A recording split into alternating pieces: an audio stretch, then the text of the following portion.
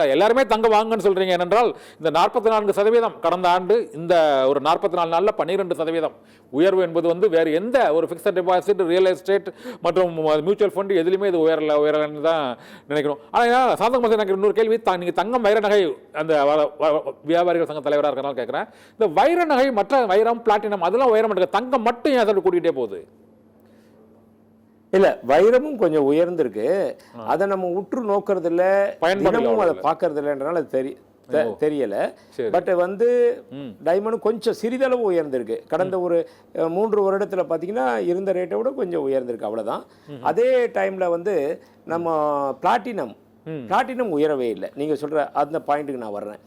ஏன்னா ஒரு காலத்துல நம்ம சின்ன பசங்களா இருக்கப்போ படிக்கிறப்பலாம் தங்கத்தை விட உயர்ந்த உலோகம், விலை உயர்ந்த உலோகம் பிளாட்டினம் சொல்லுவோம். ஆமா, கேள்விப்பட்டிருப்போம். இப்போ வந்து நம்பிக்கை இருக்கானா பிளாட்டினம் தான் பெரிய பிளாட்டினம் ஆபரணங்கள் விலை உயர்வு ஒரு நம்பிக்கை இருக்கு இன்னும். ஆனா அது இல்லை, இப்போ நம்பிக்கை இருக்கு, இப்ப இல்ல. ஏன்னா பிளாட்டினம் விலை அந்த 3000 ரூபா 3500 ரூபா, தங்கம் 2000 ரூபா விற்கிறப்போ 3500 ரூபா வித்துது. சரி, இப்ப தங்கம் அதெல்லாம் கடந்து போய் டபுள் மடங்கு ஆகி 2 மடங்கு ஆகி 8000 ரூபாய் வந்த காலத்திலயும் இப்போ 3500 ரூபா 4000 ரூபா தான் விக்குது பிளாட்டினம். இப்ப பிளாட்டினம் வந்து தங்கத்தோட குறைவான மதிப்பு பிளாட்டினம் இப்போதைக்கு. ஆமா, இப்போதைக்கு வந்து குறைவான மதிப்பீடு. ஏன் குறைவான மதிப்பீடு அப்படின்னு பாத்தீங்கன்னா, நம்ம இப்போ இதை பத்தி பேசணும் இல்லையா? நம்ம எப்பயுமே ஒரு பொருள்னா அந்த ரீசேல் வேல்யூ பார்க்கணும் சார். இப்போ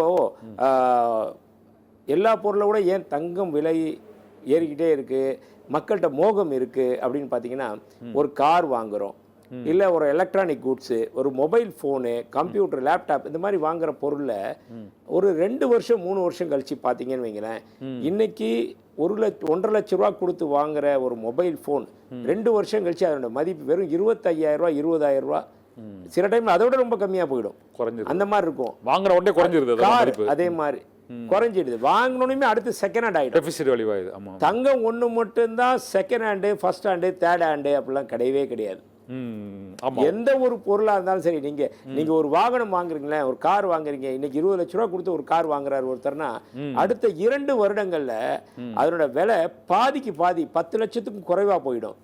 அதுவும் அவர் வந்து இன்னொருத்தருக்கு வித்து அடுத்த ஒரு ஓனர்ஷிப் மாறி போச்சுன்னு வைங்களேன், அதனுடைய மதிப்பு 1 லட்ச ரூபா குறைஞ்சிக்கிட்டே வரும். அப்போ ஒரு 4 ஓனர் மாறிட்டாரு ஒரு வண்டிக்கு அப்படின்னா, 20 லட்சம் கொடுத்து வாங்கின வண்டி அடுத்த 2 வருஷத்துலயே ஒரு 8 லட்ச ரூபாய் 7 லட்ச ரூபாய்க்கு வந்து நிற்கும். ஆனா தங்கம் அப்படி இருக்கா எங்கேயாவது? இது செகண்ட் ஹேண்ட் தங்கம், இது தேர்ட் ஹேண்ட் தங்கம், ஃபோர்த் ஹேண்ட் தங்கம்னு சொல்ல முடியுமா? என்னைக்கு இருந்தாலும் தங்கம் தங்கம் தான். அது விலை ஏறிக்கிட்டே தான் இருக்குமே தவிர இது வரைக்கும் குறைஞ்சதா சரித்திரத்திலேயே இல்லை. கடந்த 100 வருடத்துல நம்ம பார்த்தோம்னா குறையவே இல்லை. 2000 கடந்த 100 வருஷத்துல பார்த்தோம்னா அன்னைக்கு இருந்த தங்க விலையும் இன்னைக்கு இருக்கிற தங்க விலையும் 3000 மடங்கு உயர்ந்திருக்கு. 100 வருஷத்துல 3000 மடங்கு. ஓகே சார், 3000 மடங்கு உயர்ந்திருக்கு. அப்படின்றப்போ தங்கம் எங்கேயாவது குறைஞ்சிருக்கா? எந்த வருஷமாவது ஒரு ஐயோ பாதிக்கு பாதி ஆயிடுச்சு தங்கம், ஒரு வீழ்ச்சியை கண்டுச்சு அப்படின்னு எங்கேயா இருக்கா? வீழ்ச்சி கிடைக்கும். எப்படி கிடைக்கும்னா கொஞ்சம் அப்படியே வரும், குறையும், அவ்வளவுதான். அதுக்கப்புறம் எவ்வளவு குறைஞ்சதோ அதை விட டபுள் ஏறிக்கிட்டே இருக்கும். Okay sir.